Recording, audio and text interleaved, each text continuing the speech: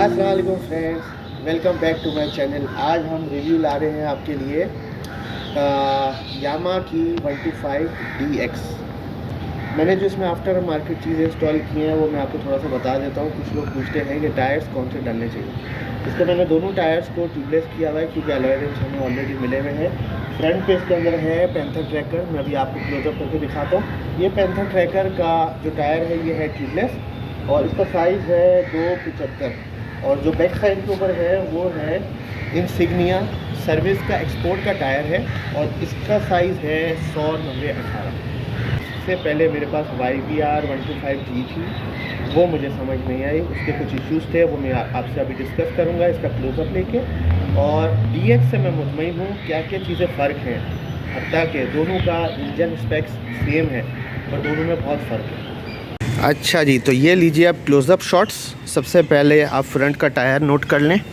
ये देखें, काफ़ी हज़रात पूछते हैं यार पैंथर में ट्रैकर की जो सीरीज़ है उसके अंदर अभी तक ट्यूबलेस नहीं आया, तो ये देख लें, इसमें क्लियरली मेंशन्ड है ये ट्यूबलेस टायर है, ठीक है। और जो साइज़ मैंने आपको बताया था वो ये है 275/18।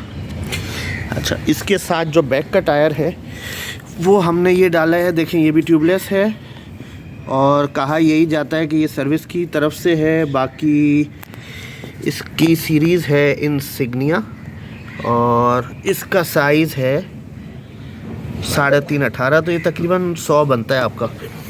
अच्छा, ये गुट्टी वाला टायर है।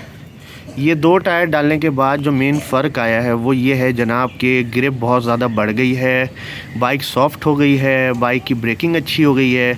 और हमारे पाकिस्तानी टायर अच्छे बनते हैं यार, मतलब जो चीज़ अच्छी है तो उसको तो प्रमोट करना चाहिए। बाकी बहुत सारे हजरात डालते हैं इसमें इंपोर्टेड टायर्स, वो उनकी अपनी चॉइस है। मुझे पर्सनली इस पैटर्न से मैं सेटिस्फाइड हूँ। और फ्रंट में इसके ग्रूव्स वही हैं पर ये आ जाता है ट्यूबलेस के अंदर। अच्छा, ये पैटर्न डलने के बाद जो है वो बाइक का हैंडल अलग ही ग्रिप फील करा रहा है और इधर उधर जो झूलपन है वो बिल्कुल ख़त्म हो चुका है। अच्छा, बाइक में मैंने ये एक एक्स्ट्रा लाइट डाली है और ये स्पॉट लाइट नहीं है, ये फ्लड लाइट है। और इसके साथ मैंने इसके अंदर एक LED डाल दी है नाइट आई की, तो ये दोनों मिलके एक अच्छा कॉम्बिनेशन बनाते हैं। स्पॉट लाइट मैंने इसके अंदर नहीं डाली है।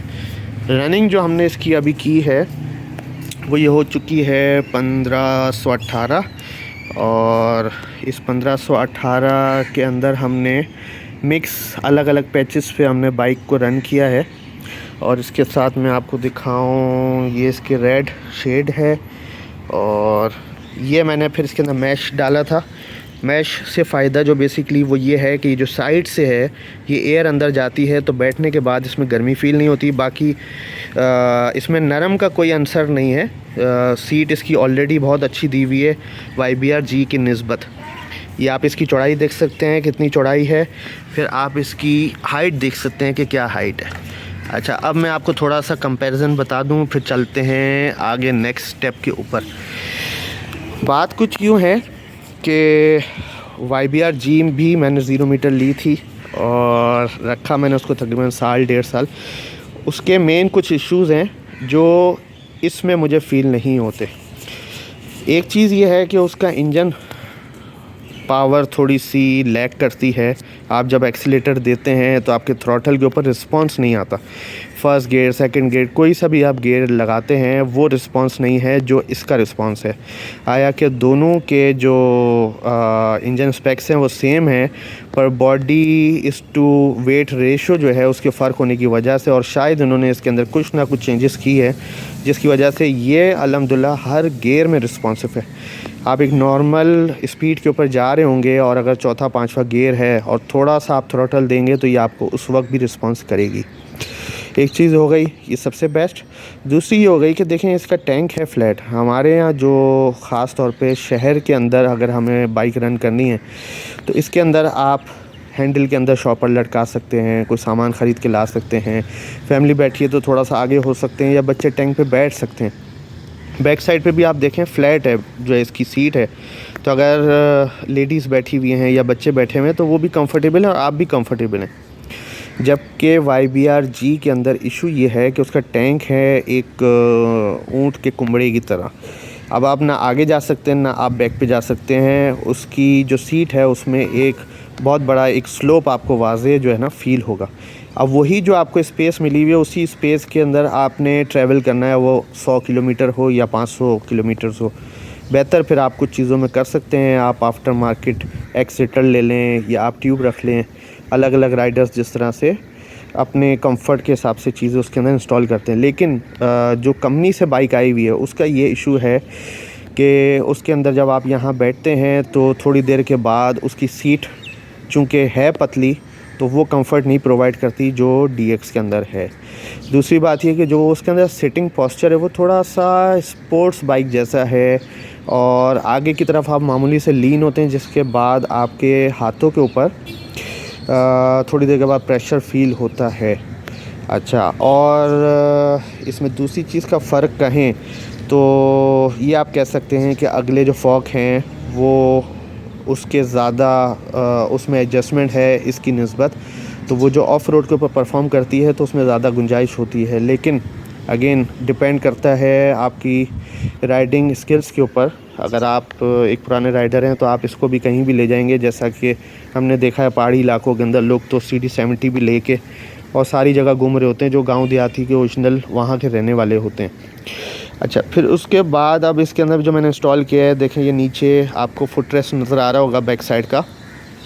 इसका चूँकि वही स्ट्रेट वाला आता है सिंगल, तो अब अगर आप फैमिली बिठाते हैं, जो हमारे यहाँ इशू ये है कि फैमिली बैठती है साइडवेज होके, तो वो दोनों पैर इस पे आते नहीं हैं, जिसकी वजह से मैंने ये इंस्टॉल किए। लोकल बने हुए हैं गुजरावाला के, और इसके बाद फिर ये इशू रिज़ॉल्व हो गया था। मैंने फिर ये दोनों ही साइड पे लगा दिए थे, ये आप देख सकते हैं यहाँ भी लगे हुए हैं।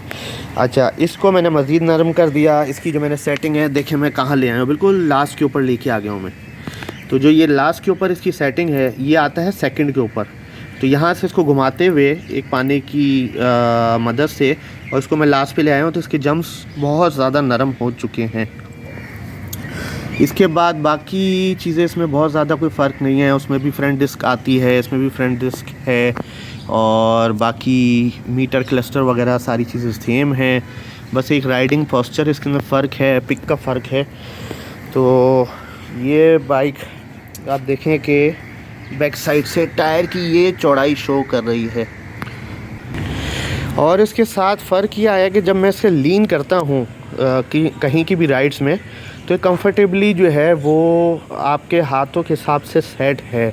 ऐसा कहीं नहीं लगता कि टर्निंग्स के ऊपर, शार्प एजेस के ऊपर ये कहीं बाइक साइड निकल रही है। इसके अपने भी मॉडल का कमाल है, और इसका जो मैं टायर चेंज किए गए हैं उसकी वजह से भी और मज़ीद ज़्यादा ग्रिप बढ़ चुकी है। तो ये था जनाब हमारा छोटा सा रिव्यू, पर्सनल एक्सपीरियंस। बाकी डिटेल्स तो आप काफ़ी व्लॉग्स में देखते हैं, और सोचा भाइयों से ये सारी चीज़ें शेयर करें। इनमें कोशिश मैंने की है कि सारे सवालों के जवाब आपके पूरे हो जाएं। फिर भी अगर कोई चीज़ आपको लगती है जो इसमें रह गई है और कवर अप करनी थी, तो आप मुझे कमेंट सेक्शन में लिख के दे सकते हैं। शिफ्टिंग जो है वो YBR-G से डिफरेंट है। उसके अंदर रिटर्न शिफ्ट है, और इसके अंदर सारे गियर जो हैं आगे हैं, जैसा कि आप ये स्टिकर में देख सकते हैं। तो कुछ लोगों को ये इशू होता है कि यार रिटर्न शिफ्ट हमसे नहीं चल रही और हमें इन्हीं गियरों की आदत है, लेकिन खैर वो चीज़ें मुझे नहीं कभी फ़ील हुई। रिटर्न की भी आदत 1-2 दिन आप बाइक रनिंग में लाएं तो रिटर्न की भी आदत हो ही जाती है। बाकी वो मुझे इशू नहीं हुआ। इसका बैटरी पानी मैंने तो आज तक चेक नहीं किया। आज फर्स्ट टाइम इस कवर को खोलते हैं, देखते हैं कि अंदर क्या पोजीशन है, क्योंकि मुझे फ़ील हो रहा है कि ये स्टार्टिंग में तंग कर रही है। ओ हो, ये हाल दिखाएं ज़रा, इधर आए करीब, ये देखें कि क्या कार्बन आ रहा है। ये कुछ चीज़ें होती हैं जो हम अगर रेगुलर मेंटेन नहीं करते तो देखें ख़राब हो जाती हैं, और फिर हम कहते हैं कि यार हमें कैसी चीज़ दी गई है। तो ये देखें कार्बन आ रहा है, लाजमी बात है तंग करेगा। इसका बैटरी का पानी ये भी इस लेवल के ऊपर बता रहा है, तो ये हमने फिल करना पड़ेगा। बारीक वाली इसके लिए कीफ चाहिए होगी, या ड्रॉपर आपको मिल जाएगा मेडिकल स्टोर से, और अच्छा वाला पानी इसमें डालेगा, जिसके बाद ये पानी पूरा हो जाएगा। टूल्स हमने इसी के निकाले हैं जो यहाँ पे पड़े हुए होते हैं। अब इसको हम खोलते हैं, देखें इसकी क्या पोजीशन है। थोड़े से जैम हो गए हैं, इतना अच्छा यूज़ ही नहीं हुए।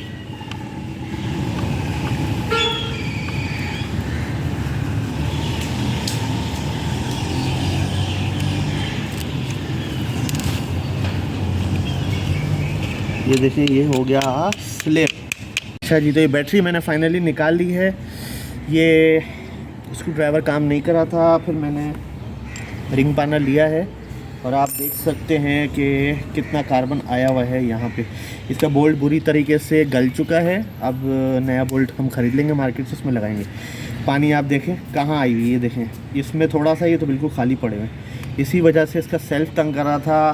बैटरी नेशनल की है और मेंटेन नहीं होगी तो कोई भी चीज़ ख़राब होगी। इसके ये सारे हम पॉट्स खोल लेंगे और ड्रॉपर की मदद से इसको हम फिल करेंगे। अच्छा, ये ड्रॉपर में मैंने फिल कर लिया है। मैं AGS का पानी यूज़ करता हूँ और टाइम लगेगा इससे, लेकिन हमने ये मैक्स वाली लाइन तक इसको फिल करना है। हाँ, ये है हमारे दानिश भाई। कैसे हैं आप? खैरियत से? अच्छा, दानिश भाई चलाते हैं 125G। ठीक है, इन्होंने शुरू दिन से इस पर ही बाइकिंग शुरू की है और बड़ा कंफर्टेबल है। अब दानिश भाई से पूछते हैं, दानिश भाई ये बताओ कि आपने 125 सीरीज़ की पहले कंपैरिजन करते हैं कि आपने G के बाद DX चलाई अभी, ठीक है? तो हम नई पुरानी बाइक की बात नहीं करते, हम बात करते हैं कि दोनों में फ़र्क क्या क्या है। मतलब मैन्यूवरिंग के फ़र्क, कोई पिक का फ़र्क, कोई ब्रेकिंग का फ़र्क, कोई कंफर्ट का फ़र्क, उसका थोड़ा सा आप बताओ ज़रा। यार इसमें फ़र्क यही है कि तो आगे से बहुत कॉम्पैक्ट है ये आप DX की बात करें? हाँ, जो अभी आपने ठीक है, ठीक है। बच्चा जो है आपका, हाँ, फिर आपने लिए ये आगे से बहुत कॉम्पैक्ट है। सही है। मतलब एक छोटी जैसे डिंकी टाइप, मुझे मज़ा आ रहा था चलाने। सही है, लाइट लगी, सही है। और वेट में भी बहुत हल्की है। सही है, हर गियर पे निकल रही थी नीचे से। सही है, मज़ा आ रहा था चलाने। सही है। मैन्यूवरिंग ईजी है इसकी। मैन्यूवरिंग भी ईजी है, ठीक है। तो अगर मैं उससे कंपेयर करूँ G से, हाँ, तो G बड़ी है सही है। और ये थोड़ी कॉम्पैक्ट है और daily driven bike. Daily driven में ये इजी है। और अगर हम खुले रूट की बात करें? यार खुले रूट का वो आप ज़्यादा बेहतर जानते हैं, आप ज़्यादा लंबी ट्रिपें मारते हैं। अच्छा, दूसरी बात ये कि इसमें इन्होंने गेयर जो है ना वो सीधे कर दिए ना लीनियर में, हाँ, तो रिटर्न शिफ्ट को हटा के, तो वो बेहतर ऑप्शन है या नहीं? रिटर्न शिफ्ट बेहतर है? या रिटर्न शिफ्ट है वो बेहतर है। अच्छा, ये सीधे गिरते साथ। अच्छा, ये हमारे दोस्त हैं फुआद भाई। तो ये यूज़र हैं हमारे 150 CBF जो है होंडा की। तो ये चला रहे हैं। इससे पहले ये GS चलाते रहे हैं, उससे पहले 70 चलाते रहे हैं। तो इनका काफ़ी एक्सपीरियंस है बाइकिंग के अंदर ना। तो अभी इनसे जानते हैं कि भाई सबसे पहले आप तो 125 सीरीज़ को कंपेयर करें कि G आपने दोस्त की चलाई है, मेरी DX चलाई, तो दोनों में आपको क्या फ़र्क नज़र आया? यार बाइकें तो मैं कहूँगा दोनों अच्छी हैं, ठीक है, लेकिन ये कि जहाँ तक डेली ड्राइवर का सवाल है, हाँ हाँ, कि अगर आप कराची शहर में चला रहे हैं बाइक सही है, और आपका रोज़ का इस्तेमाल है, अगर आपके ऐसे इलाकों में रोज़ का आना जाना है जहाँ पे ट्रैफिक ज़्यादा होता है, सही है, मेरे ख्याल से ये ज़्यादा कंफर्टेबल है इसको हैंडल करना भी, मनूवर करना भी। सही है, दूसरा, इसकी जो इन्होंने इस दफ़ा डिज़ाइन निकाला है हाँ, वो काफ़ी दूसरी बाइकों के मुकाबले में रिलैक्स है। मतलब यानी अगर देखा जाए तो वाइब्रेशन इसके अंदर कम है, सही है, और जैसे मैंने बताया मनूवरिंग इसकी आसान है। सही, शूट इसका बहुत अच्छा लगा मुझे, अच्छा, पिक अच्छा लेती है, सही है, सही है, रिस्पॉन्स अच्छा है हर गियर के ऊपर। दूसरा ये कि हमने हमेशा लीनियर गियर वाली चलाई है, यानी कि वो सारे फॉरवर्ड गियर हों। हाँ, तो ये इन्होंने अच्छा निकाला YBR ने कि ये आगे सारे गियर देती है, क्योंकि हमारी हमेशा से प्रैक्टिस कराची वालों की 70 हो या GS हो, सही, आगे गियर वालों की है। सही है, तो अभी CB 150 जो मेरे पास है ना होंडा की, उसके अंदर मैं फंस जाता हूँ अक्सर आगे और पीछे गियर में, सही है, बार बार न्यूट्रल में चली जाती है। इसके अंदर अल्हम्दुलिल्लाह ये मसला नहीं होगा। कराची वालों की जो आदत है, इनको जो मिजाज है उसके हिसाब से इनको बाइक मिल गई है। सही है। और पार्किंग, इसका वेट, सब हाँ। चीज़ें मैं समझता हूँ कि और अगर कंफर्ट का कोई कहें तो फ़र्क है दोनों में? कंफर्ट का इसलिए फ़र्क है क्योंकि आपने अगर इसको डेली चलाना है ना, तो ये आपको थकाएगी कम। सही, इसकी हैंडलिंग चूँकि आसान है और सही। इसका पोस्चर चूँकि आप स्ट्रेट है। सही है। अगर हम YBR देखें या 150 देखें उसमें आप थोड़ा सा आगे फॉरवर्ड बेंड होता है, सही है। इसके अंदर वो चीज़ नहीं होगी। तो मैं समझता हूँ कि अगर आप रोज़ाना बाइक पे 3-4 घंटे गुजार रहे हैं या 2 घंटे भी गुजार रहे हैं तो उसके हिसाब से ये अच्छी बाइक है एज़ कम्पेयर टू YBR। हाँ, अगर आपने लंबी पाकिस्तान टूर टाइप की ऐसी कोई चीज़ मारनी है या अगर आपने फुल डे ट्रिप्स मारना है तो मेरे ख्याल से इससे थोड़ी भारी बाइक होनी चाहिए, क्योंकि वहाँ पे विंड का और सब चीज़ों का इशू होता है। सही है। लेकिन अपार्ट फ्रॉम डैट सिटी के लिए बहुत अच्छी बाइक है। चल, अच्छा अब दानिश भाई से पूछते हैं कि 150 CBF जो इन्होंने चलाई उसको अब इन दो से कंपेयर करें तो क्या क्या फ़र्क था, मतलब प्रॉज एंड कॉन्स दोनों बता दें। भाई पहली बात तो ये है कि वो है CB 150, ठीक है। सही है, ये है 125 दोनों, सही। इसको कंपैरिजन ही नहीं है, वो है सही। बीस्ट, सही है। सही है। ये बनी है, अब मैं जी की भी बात हटा दें हाँ तो जो आपकी वाली है ये है सिटी मैन्यूवरिंग के लिए, ठीक है। सही है। सिटी के लिए डेली ड्रिवन बाइक है, सिटी के अंदर अब जैसे कोई टावर जा रहा है या कहीं जा रहा है तो आराम से इस पर रिलैक्स होके थकेगा नहीं, हाथों में दर्द नहीं होगा, आराम से जा रहा है। सही है। अब ये YBR ले जाए या ये ले जाए CB, हाँ हाँ तो थक जाएगा वो, सही उसकी है। कमर में दर्द हो जाएगा, मतलब बाइक हैंडल करने में ही पूरा हो जाएगा वो। सही है। तो ये है मतलब इजी आपको DX लगी। विद इन सिटी लिमिट्स, सही है। ये आपकी वाली जो है जी ये ज़्यादा बेहतर है। और अगर खुले रूट पे जाते हैं तो तो 150 फिर बड़ी बाइक लो आप, क्योंकि देखो हवा प्रेशर भी होता है। अब जैसे आप गए थे मेरे ख्याल से कुंडमली, हाँ और वहाँ पे जब आपने चलाई थी तो आपको हवा के हाँ। चमाटे पड़ी थी तो उस पर हाँ लहर मारी थी, मुझे लहर जी मार में रही इशू थी आ रहा बाइक था। बहुत। हाँ तो वो मेरे ख्याल से CB नहीं मारेगी, लगता है CB में ऐसा नहीं होगा, बिल्कुल ऐसा। क्योंकि CB हैवी है, हाँ सही है। तो मेरे हिसाब से ये है कि लॉन्ग रूट के लिए या आपको अगर राइड एंजॉय करनी है, हाँ आप निकलें एक सीधे लंबे राइड के लिए, तो फिर आप CB पे जाओ। अच्छा फुआद भाई से पूछते हैं भाई, अब तीनों बाइक को ज़रा आप बता दें, कंफर्ट, राइडिंग, हर चीज़ें। अच्छा, इसमें ये जो अभी हमारे दोस्त ने बात की ना, शहर के अंदर चलाने के लिए मेरे ख्याल से बहुत अच्छी बाइक है। ये कम्पीट करेगी सुजुकी की 110 से, सही है। और ये डेफिनेटली के बीट करेगी उसको CG 125। CG 125। तो उनके मुकाबले में मुझे ये बहुत अच्छी बाइक लगी। इसका साउंड, इसका साइलेंसर, ये सब चीज़ें, इसका शूट वगैरह। सही है। CG 125 भी मैंने चलाई भी, उससे तो खैर ये बहुत ही बेहतर है। अच्छा हाँ, लेकिन ये कि इसकी टक्कर की दूसरी बाइक है सुजुकी की 110, सही है। जो इम्पोर्टेड आती है ना, सही वो है। अच्छी बाइक है बहुत। इसकी शॉक्स भी नरम है, सब कुछ सही है, हैंडलिंग आसान है। सही है। लेकिन अगर दोनों में से एक, मैं अगर मेरी अगर पर्सनल प्रेफरेंस देखें तो अभी इसको चलाने के बाद इसमें मज़ा ज़्यादा आया। लेकिन उसके प्लस पॉइंट ये 110 के कि उसके 3S के डीलर्स आपके जगह जगह अवेलेबल है। आप कंपनी से काम कराने वाला जिसकी माइंड सेट होने, या मैं हाँ। 3S से काम करवाऊँगा, हाँ तो उसके लिए वो वाले ऑप्शन ज़्यादा हैं। सही। इसमें 3S के ऑप्शन आपको कम मिलेंगे, लेकिन सही। बहरहाल बाइक बहुत अच्छी बनाई है। बाइक अच्छी है। तो ये है। बाकी जो जैसे दानिश भाई ने कहा कि शहर के अंदर चलाने के लिए बहुत अच्छी बाइक है। हाँ आप जब शहर से बाहर जाते हैं ना तो आपका एक तो ट्रैवल टाइम बहुत ज़्यादा बढ़ जाता है बाइक के ऊपर, सही। दूसरा आपकी स्पीड ज़्यादा होती है, सही। तीसरा वहाँ पे विंड प्रेशर ज़्यादा होता है, ठीक है ना। और वहाँ पे इस तरह की मैन्यूवरिंग नहीं होती जो हम शहर के अंदर कर रहे होते हैं। सही। उसके लिए मैं समझता हूँ कि आपके पास होंडा 150 हो, GS भी अच्छी बाइक है वो हो, ठीक है, तो वो ज़्यादा बेहतर है। उसके अंदर मतलब यानी बाइक भी लंबी हैं, चौड़ी हैं, वो उसके अंदर अगर आपने डब्बे शब्बे लगाने हैं अपने हाँ। टूर वगैरह के लिए तो वो आसानी से फिट हो सकते हैं। इसके अंदर इतना स्पेस नहीं है सही है। आपको बहुत सारी चीज़ें फिट कराने के लिए। सही, तो ये सही। टूर बाइक के तौर पर अगर देखा जाए, मैं रेकमेंड नहीं करता इसको। अच्छा हाँ, लेकिन ये कि शहर के अंदर चलाने के लिए मैं उन बाइकों को रेकमेंड नहीं करता, CB 150 वगैरह को। तो दोनों का अलग अलग तो मतलब वही दानिश भाई वाली बात है कि शहर में हम DX चला लें और खुले रूट पे अच्छी बाइक है, CB चला टूर के लें। लिए वो ज़्यादा अच्छी बाइक है। मतलब अब लेकिन जिसके पास एक ही बाइक लेने का ऑप्शन हो तो मैं ये सही कहूँगा कि आप फिर CB की तरफ जाए। अगर आपने एक ही बाइक लेनी है तो सही जो है। 2 बाइक अफोर्ड कर सकता है सही। तो वो लाजमी इस बाइक को कंसिडर करें। चलो ठीक है, थैंक यू।